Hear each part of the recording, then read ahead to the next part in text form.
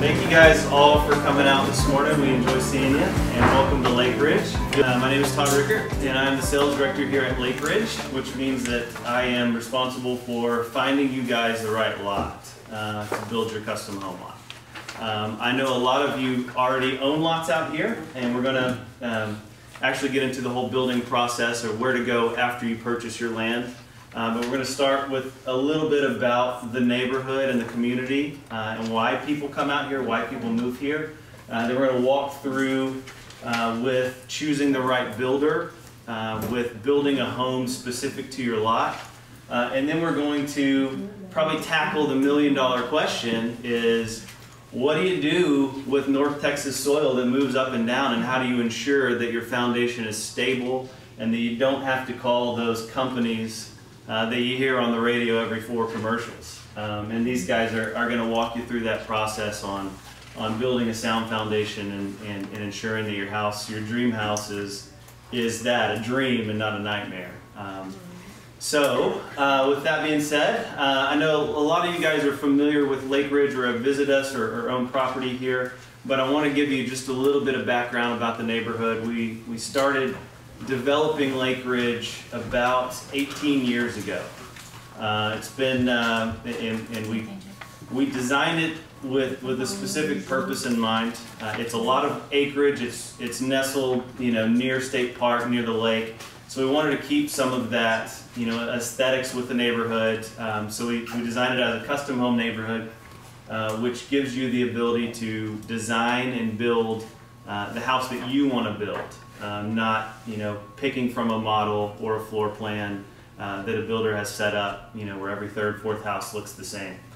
We also designed it as larger lots, so our minimums are ½ acre up to 1 acre plus of land. There are essentially 3 main reasons that people decide to live in Lake Ridge, and they're basically, I'm sure most of you probably will fit into one of these categories. Their location and topography. People love coming out here because it is different. It's not just a neighborhood that's completely flat off the road, cul-de-sac after cul-de-sac, street after street of house, house, house, house, house. It has hills. It has aesthetics. We're right next to the 3,000-acre state park. We are right next to Jekyll Lake, so there's a lot of activities, a lot of natural beauty in this area, along with the views and the hills. Another reason people decide to build and live here is, like I mentioned, we give you a little bit of freedom. You have the freedom to build a home that you want to build, that fits your lifestyle, that fits your needs specifically, and not a home that was built for someone else's family, someone else's needs, etc. I have so many people walk through our doors that have with not a lot of understanding about the home building process, have looked at, with a realtor, house after house after house after house after house, and they always say, well, I like this from this house, and I like this from this house, and this from this house, and if I could combine them all together, it would be the perfect house. Well, you can. That's what we do. You can combine all those things that fit you, fit your family, and build it on your lot. And then also the space. And that's the 3rd reason that people really decide and to be here is because it's not a cookie cutter neighborhood. It's not a, we call them, I had a lady call it a pass the sugar neighborhood. Where she felt like, she needed something in her kitchen, she could open her window, holler to her neighbor, and she's right there and pass the sugar over. So you have a little bit of space between homes. You have a little bit of privacy, I guess we call elbow room or breathing room. So you get all those things, and those are the main reasons why people love the neighborhood, love the area, love the options that are available. I wanted to speak just a little bit about, before I turn it over to these experts, I wanted to speak just a little bit about lot selection. If you have selected a lot and you're here, then great, you've probably gone through the process that I'm going to speak about. But if you're still looking for property and you want to know how basically to start, the bulk of property property selection and lot selection actually begins before you set foot on any property. That sounds a little bit confusing, but you need to ask yourself a couple questions before you actually get out and walk property and get with someone like myself to find a lot. You need to ask yourself, in your current situation, what are you missing? What are you missing about your current house that you'd love? What's missing about it that would make your life more enjoyable? For a lot of people, it's kind of the things we discussed, or I just spoke about. It's space. They're tired of being in their backyard and feeling like they can't have friends over for a barbecue and everyone in the whole neighborhood hears you. Maybe it's maybe you've wanted a little more relaxing lifestyle, trees or views or things like that behind your house. And then I guess the other question that you should ask yourself before you start looking for land is, how has my lifestyle changed from when I purchased my last home? For a lot of people, I get so many people who come in who, maybe have raised a family already. Maybe kids are out of the house, you're empty nesters, and I had a lady who's in a 4,500 square foot home purchased out here recently, and she told me that she hadn't even been upstairs in 2 years. So that's a clear lifestyle change, and so they were coming out here to downsize. And then I also get young families families are expanding, and you can't cram enough bunk beds into a 3-bedroom house if you keep having kids, so your lifestyle's changed, that you now need a larger home, maybe more room, more backyard space for swing set, for playground, things like that. So that's the bulk of the work, is just kind of an internal conversation with yourself on what your wants and needs are, what you're missing now, and how your lifestyle has changed since your last house. And then once those kind of things are brought out, then we can actually walk on some lots, put boots on the ground, and see if we can find something that's a perfect fit for you, that will fit and check off all those boxes of things you want in a dream home. Once we walk on property, and we actually will do that today, we're going to not just talk in a classroom or seminar setting, we're actually going to walk out on property with these guys, and they'll explain how a house sets up on a certain lot to kind of create that visual for you of where your house would sit, where your back porch would be, where your back windows, your views off your master, type things like that. But I am going to turn it over to Mr. Dolworth, and I'll introduce him. This is Alan Dolworth with Victory Custom Homes, and he is building quite a bit in the neighborhood, so he's very, very familiar with all of the covenants and things like that in Lake Ridge. He is from a long line of builders, I think generations, correct? So you probably say he's got drywall dust in his DNA. But, unfortunately. Yeah, fortunately or unfortunately. But I'm going to let him talk a little bit about, once you buy the lot, once you find that perfect lot, then what? So without further ado, Alan? All right. Thank you. Thank you guys for coming out today. I always enjoy having the opportunity to, whether I get the chance to work with you guys or not, but to educate people.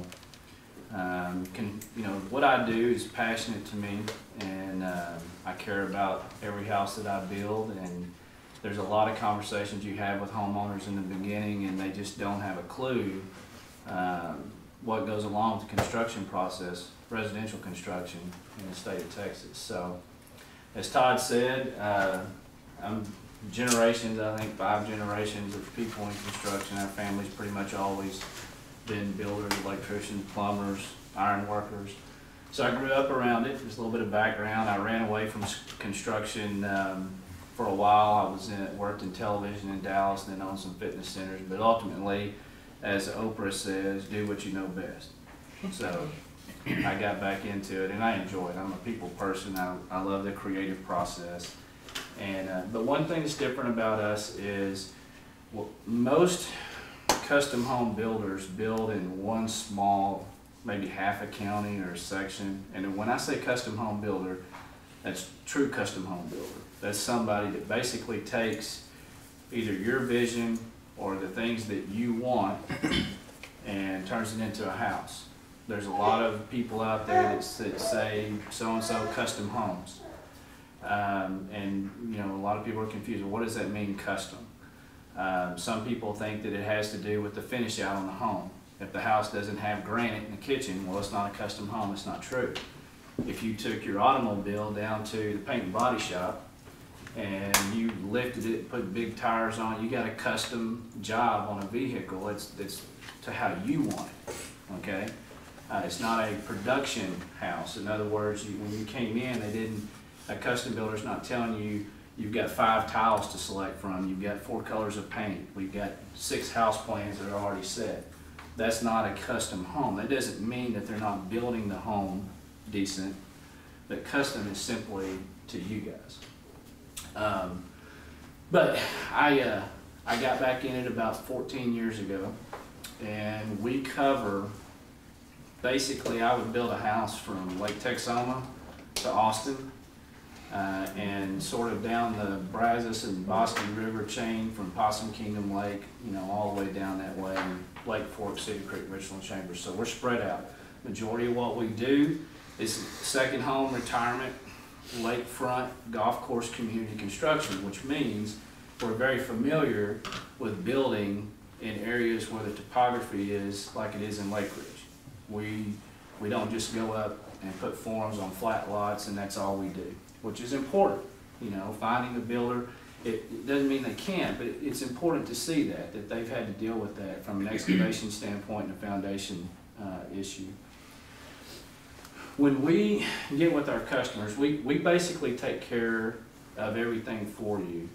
We have an architect that we work with, we sit down, we do a design contract, and we start. Whether it's something that you've got from the internet or something you've drawn up, something you've seen somewhere, maybe it's a plan that we've done before, and you like it and you want to tweak it. Now, obviously, we have to design the house to fit your lot, which, to add to what Todd said earlier, when you're selecting the lot, it's probably a good thing. Most people know if you like a house, like my wife, she likes houses that are wider from the front than narrow. So you got to make sure you got a lot that you can get a house on that way. The thing that's hard for you guys is if the lot has some topography to it, it's hard for you to envision how you're going to get that lot, your house on that lot, if it's got a slope like this. And we're going to talk about that later when we go out to some property. But it is important, and I encourage you when you're looking at lots, if you don't already own one, you know, include a builder, whether it's us or someone else, to try to help you decide if you can get kind of what you want on that lot. You know, don't just pull the trigger immediately unless you have an idea.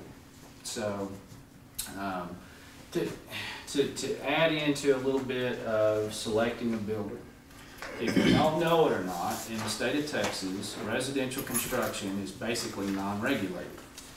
Our general contractors here are not licensed. For a short period of time, we had what was called the Texas Residential Construction Commission, where we had to pay in for a license, and at least we had some sort of guideline that kept us kind of all on the same page. Well, we don't have that anymore. So anybody can be a builder. All right, so when you're selecting a builder, you know, you need to check references. You need to try to find out about the builder's experience, where all they build, what type of homes they build, and how long they've been doing it. Not that somebody that's gone out and started, obviously I started at some point, and they started, built some spec homes, and then all of a sudden you're their first custom job.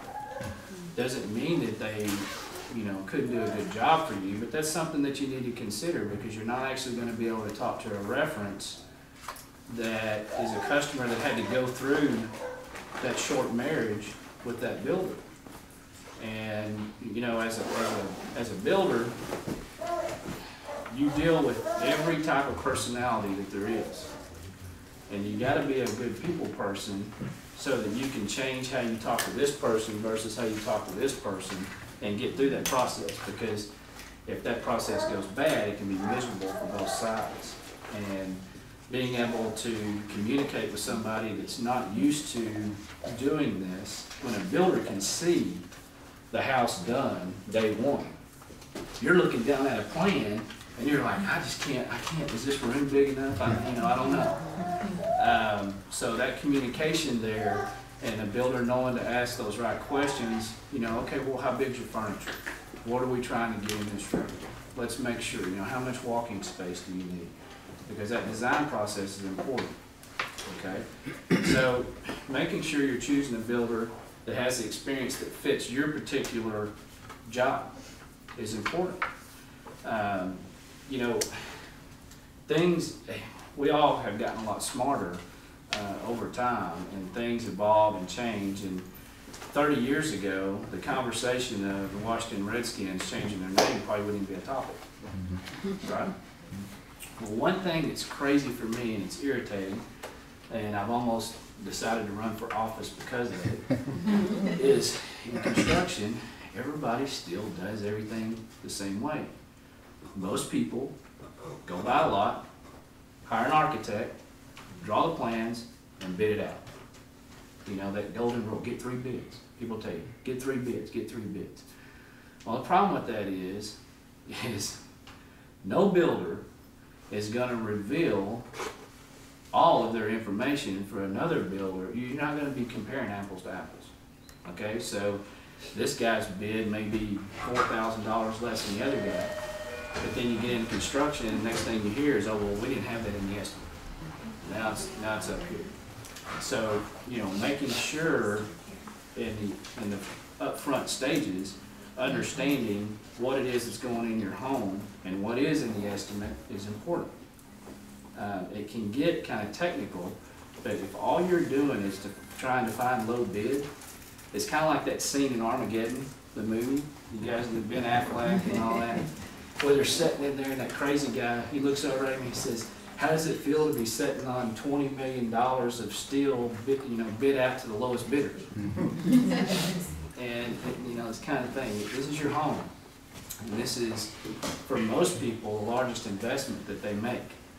So, if you've got a builder that has more experience, has better references, has built homes on your type of land, is it better to go that direction and pay a little more money than to go another direction where those questions are not being answered, but all you're looking at is the bottom line? So that's something to consider. I would encourage you to pick your builder before you draw your plan, before you finalize it. Because another thing, and I'm not here to slam architects, they're my friends. I have to have them, but an architect is not in the trenches every day and understand the cost changes of what things cost. So if you come in and you're going to design a plan and you tell an architect, well, I don't want this thing to cost more than $200,000 or $300,000. Well, an architect is somewhat like an artist, right? And they get in there and they're creative and they want to give you what it is that you want. Most of us, me included, most of the time we want more than we can either afford or what we want to pay. It's just that simple. Our eyes are drawn to this. Oh, okay, well, we better go over here. So you end up with a set of plans day one that a builder is struggling to get the numbers where they need to be. And that can set up some problems down the road if you're told in the beginning that it can be built for that amount. And you start getting into some price changes and all of a sudden lumber just jumped 20% on you and tile went up and steel went up and you get in the middle of that house and the builder doesn't have much room, to work with those cost overages, you could be in a situation. So I would encourage you, if you want to talk to more than one builder, get those references up front. Go view some properties, or you don't necessarily have to see them. If you want to look at pictures, whatever. The fact of the matter is, the house is there. It's similar. If they can build that, they can build my house type mentality, right? and get comfortable with that builder up front. Tell them what the price range you want to be in, allow them to be included in the design of your home. You're going to have a lot better chance coming in where you want to be. And you know, the other thing I wanted to add about selecting your builder, don't make your selection. This is the #1 mistake I see people make, is the decor, the finish out, the paint, the trim, the crown molding, the style of the home. All of that stuff is cosmetics. It's just makeup. You know, if you bought this type of crown molding, that's what's going to go up. That still goes up with a nail gun. The same guy puts that up there as he would if it was a flat piece of wood. Okay? So if a builder gets started, people like what he's doing and they kind of stay in that style of home. That doesn't necessarily mean that they can't build this over here. It's just cosmetics. You know, it all goes together the same way.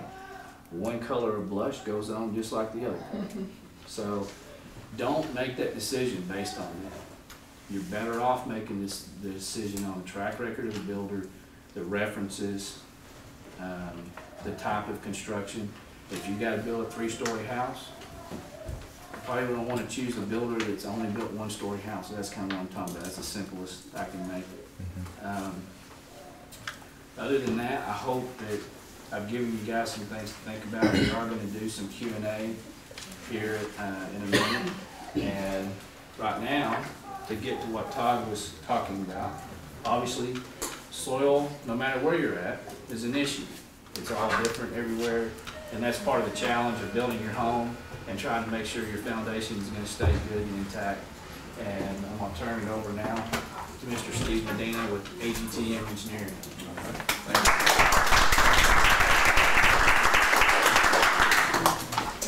All right, my name is Steve Medina with AGTM Engineering. I've worked with Alan probably the last 5 or 7 years on various construction projects, as well as worked with Slab Tech Designs over the past 3 or 4 years. What I'm going to talk to you about today is PVR, or clay soils, and it's something that we have to deal with all over Texas and other parts of the country, but specifically here in the Lake Ridge area. So let me kind of get right down to it and get you guys to understand what PVR is. PVR is a potential vertical rise, and it's expressed in inches. And it can be as little as a ½ inch, and it can be as much as 10 inches at some place. In the Lake Ridge area, it may vary from 3 inches to 7 or 8 inches. It really depends. You could go from street to street, and it could change 1 inch to another. In some subdivisions that we design in, we may have 4 different zones. The PVR, not necessarily in Lake Ridge, but in other ones, the PVR may be 1, 2, 3, and 4. So we'll have 4 zones, and we'll have 4 different types of designs.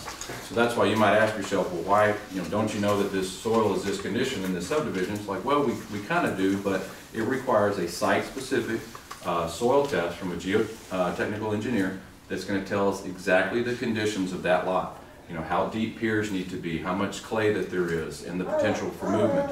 And also, when you build, the moisture content is very critical as well. One time of the year it may be drier, another time of year it may be a higher moisture content. So the geotech is going to tell us, here's specifically your design criteria for this house during this time period. So to elaborate a little bit more on the PVR, potential vertical rise, I want to describe to you, this is my handout here, just for you to understand some fundamentals about clay soil. If you look at this diagram, the way clay soil is made up, it's like there's these, the molecule, it's like a deck of cards. And think of that deck of cards being very closed up, and that's all of these little molecules here. And what happens is when it's introduced to water, water gets inside these platelets and it expands these cards. And the pressure of that soil is just, it's overwhelming. A house weighs about 300, 400 pounds per square foot. The soil pressures that clay can exert on a home could be almost 10 times that. So that's why you have movement. When the soil changes in moisture content, it can just essentially just move a house off its piers, even if it had piers. So you get an idea of the change from a dry to a wet condition. And that's exactly what PVR is. The PVR, say for example, if it's a PVR of 5 inches, then from a wet to a dry condition, that's what it could potentially swell and move whatever's resting on it. And in this case, we're talking about a house. So, and if we go to the next page, it's got a map of the United States. And we're so lucky to be in the red area, which is expansive soil in the country. That you can, it's a very small percentage, and there's a little bit up north as well. Turn that page one more, and it kind of hones down on Texas here. And you'll see it comes right through our neck of the woods here. You go just a little bit east and go west, and you actually find much more favorable soil. And I'm not going to talk people into moving to East Texas. But you get an understanding why some people come from other states, northwest, east, what have you, and they don't understand, why do we have to water our foundation? Why does soil do this? It's because it's different soils all across the country.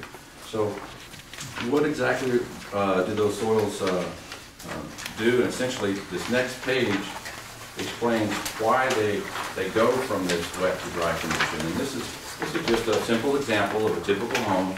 Let's just call this a slab-on grade without piers, which is, like Alan had mentioned, a production home. Most production builders want to build the most cost-effective home, and it's a slab-on grade. It could be post-tension or rebar, and it's on grade without piers.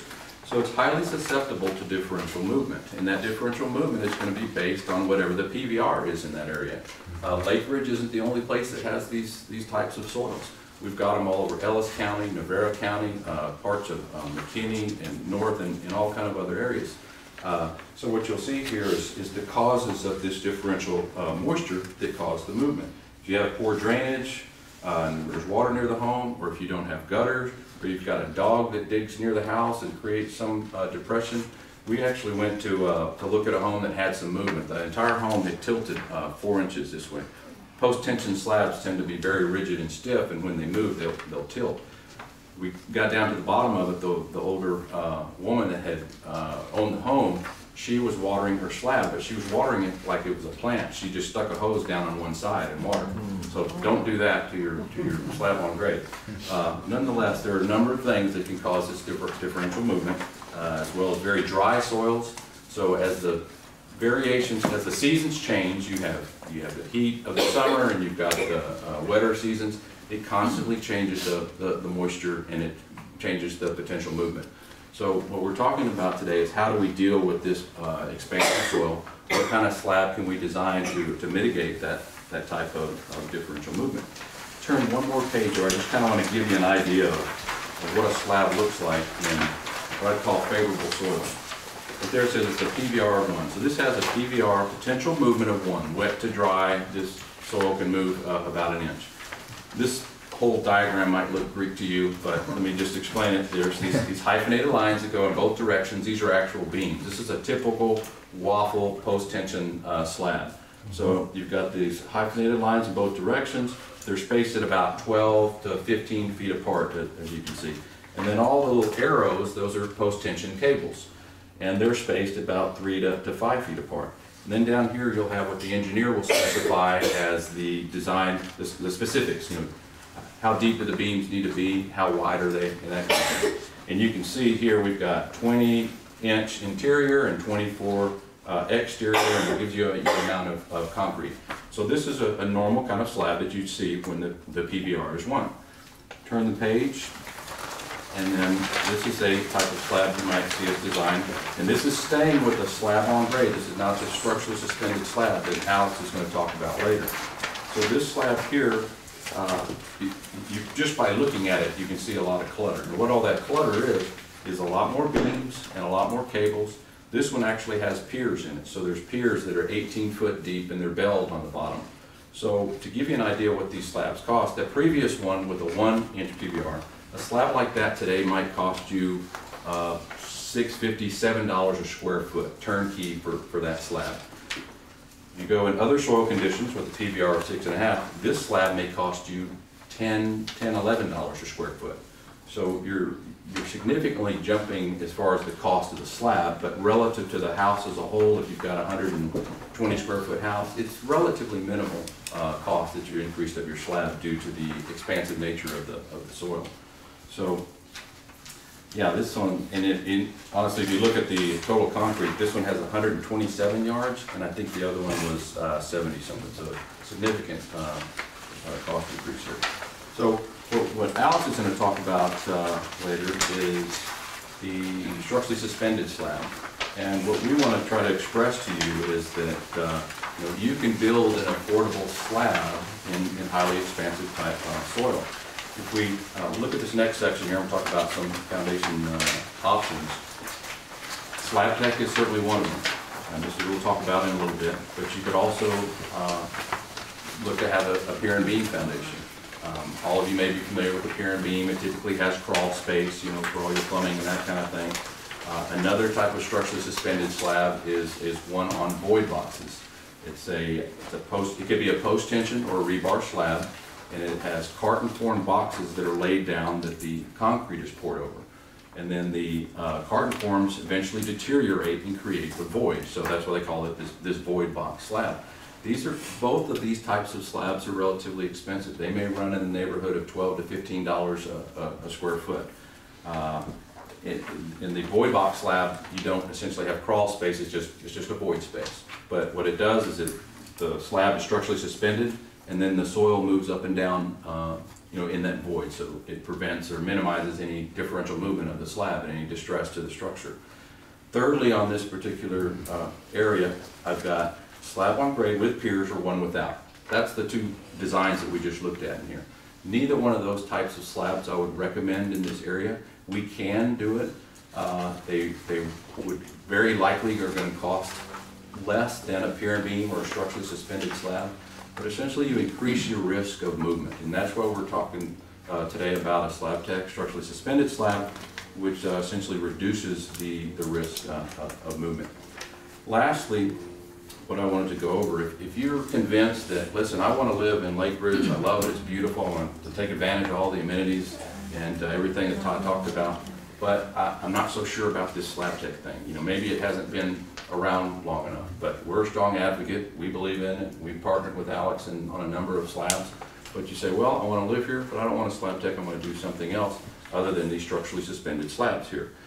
What you can consider, and a lot of geotechs will specify in these reports they provide us, is to do some type of remediation to the soil. So that could be as extreme as remove and replace a significant amount of soil. Oftentimes we may see a report and the geotech says, well, you take 10 feet of that dirt out and get rid of it and give it to somebody else and bring in a lot of select fill that has a PVR of a ½ inch and compact it in and build it up real nice, then you can put a house there. Or if you moisture condition the soil, what that means is they'll take that existing soil out, massage it, put some water in it, and bring it back in and compact it and put that soil back in. Essentially it pre-swells that soil and it reduces its future swelling potential, which could cause damage to the home. And in addition, there are chemicals now that you actually do a chemical injection and it changes the molecular structure of the clay particle that we were looking at earlier.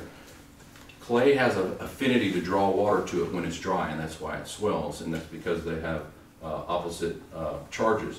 What this chemical does is it changes its structure where it doesn't draw water to it. So, but all these things cost money. A water injection is another option. These big rigs come in with these masts and these rods 10 feet deep, and they inject water into the soil, and the soil swells up, and essentially it's not much different than the moisture conditioning, but you pre-swell the soil so you can put a slab in. The whole idea is to reduce the swelling nature of the soil so that you can successfully have a house on it. I don't have this on here, but we offer, and we've done a number of drainage plans for the Lake Ridge lots, and it's very common. Are they required, a drainage plan? There? Okay, good. So we have a civil engineer on our staff.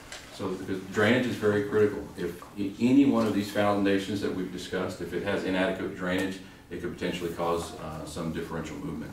So this is something to give you an idea of, hey, here's your options, here's the cost comparisons that we're looking at. A slab tech slab, and Alex will talk about it, might run you about $11 a square foot.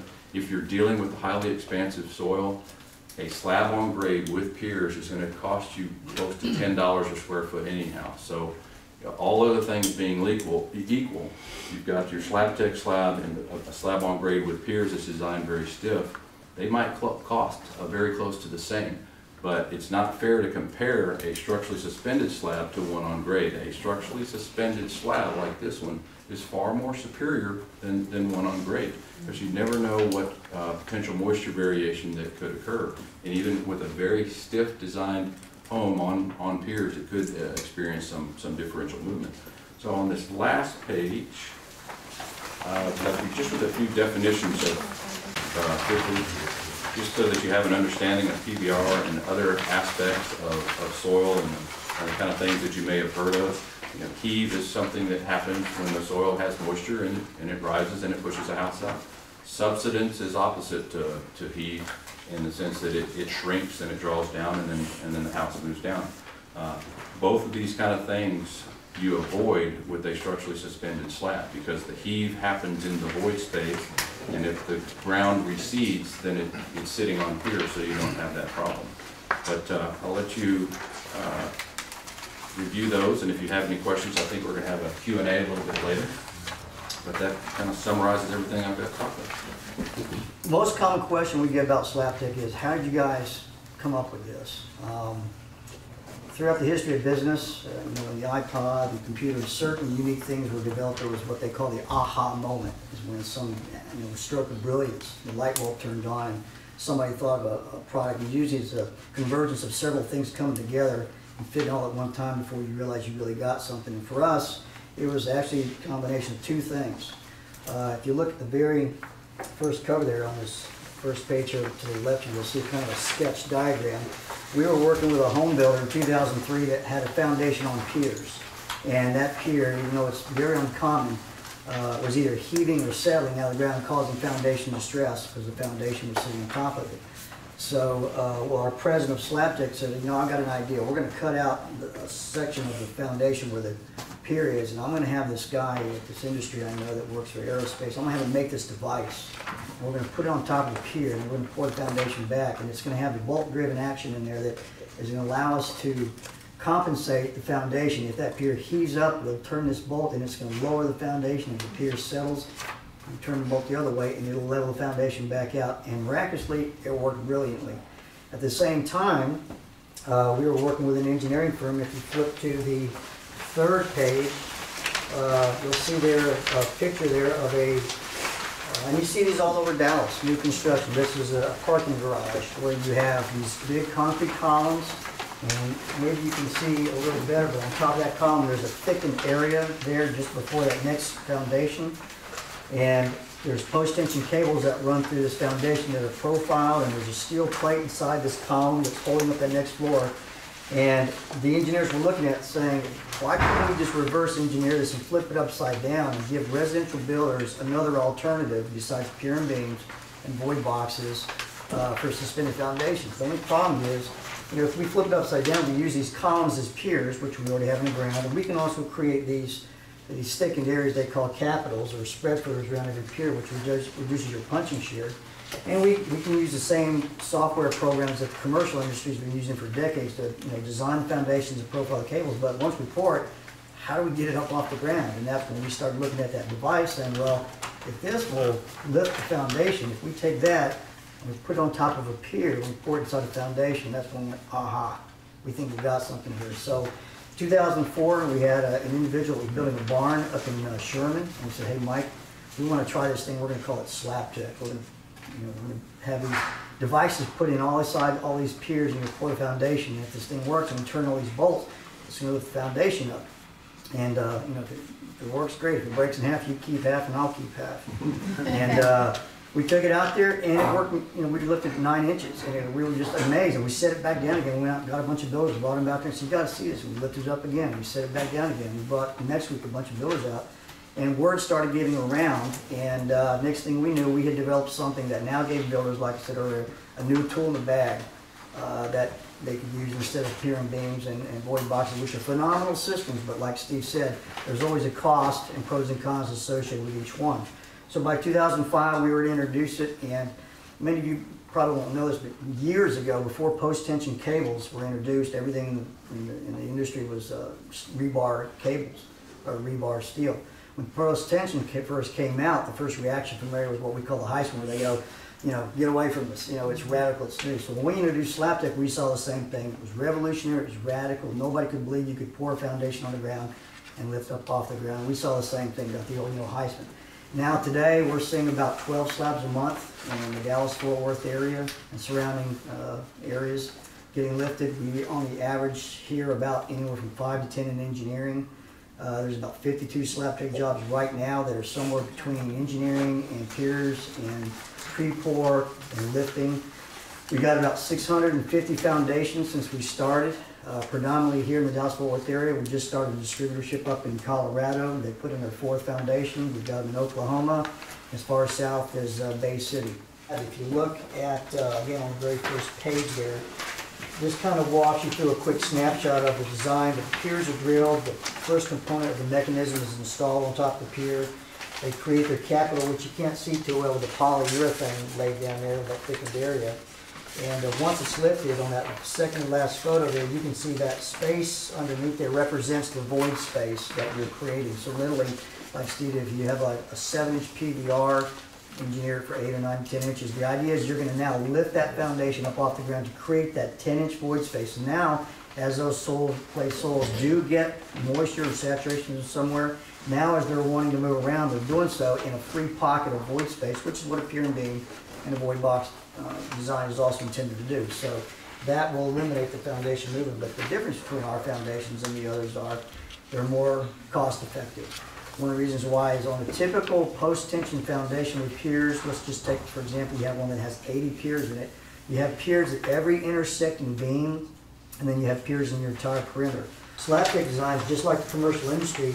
There are no piers in the perimeter. They're all cantilevered, which is actually an engineering effect to get more performance from the foundation. And there are no interior grade beams. So all those 10 by 30 beams that run typically through your foundation, those are eliminated. So you have about 30% less concrete and about 20% less piers, because of the way slab tech piers are engineered, we're not holding up beams, we're holding up the entire load of the structure from the roof all the way down the foundation. So every pier is engineered to count for that load, and now our piers can be much wider than what a typical post-tension foundation with piers can have. So on the average, I had a plan a few months ago that had 120 piers in it from another engineer, and when they converted it into slab tech, it took 32 piers out of the equation. And Steve can tell you the cost of 32 piers at 22 or 23 feet, especially if you have to flare or bell the piers out. So slab tech does real well competing with even post-tension foundations on piers, but it was predominantly introduced as a third alternative to the pier and beam and void boxes. Over the years, we've kind of seen it morph into more practical uses. We've had clients that want a pier and beam. They want that 18 inches of beam that you step down from your first floor, but they couldn't afford the cost of pier and beam or deal with some of the issues that you have with moisture and travant underneath. So they did a slab tech, and we just did deeper beams around the perimeter. They even put the fake little vents on the side that if you walked up to it, you couldn't see anything but concrete. But it looks like a pier and beam, but they built it for the cost of a slab tech foundation. About 3 years ago, we started getting into subterranean structures like storm shelters, where we would pour the basement first, lift the basement up, build the walls around it, then pour the first floor foundation around the basement walls, which would be sticking up about 8 inches. Then once they lifted the foundation up, the top of the walls would now even out with the top of the floor. And it's evolved into walkout basements that we're currently doing up in Malakoff, Texas. So, and it's constantly in different stages of looking at different concepts we can do for. We've been asked to look at it for driveways, which is just not practical, to spend that kind of money piering your driveway. We've been asked to look at it for swimming pools.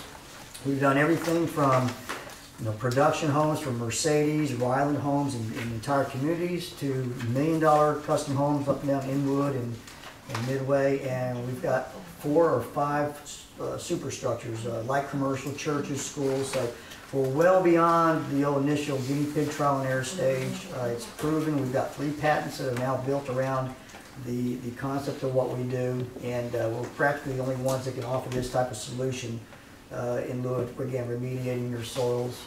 That being said, I appreciate your time, and again, gentlemen, thank you for allowing me to be here today.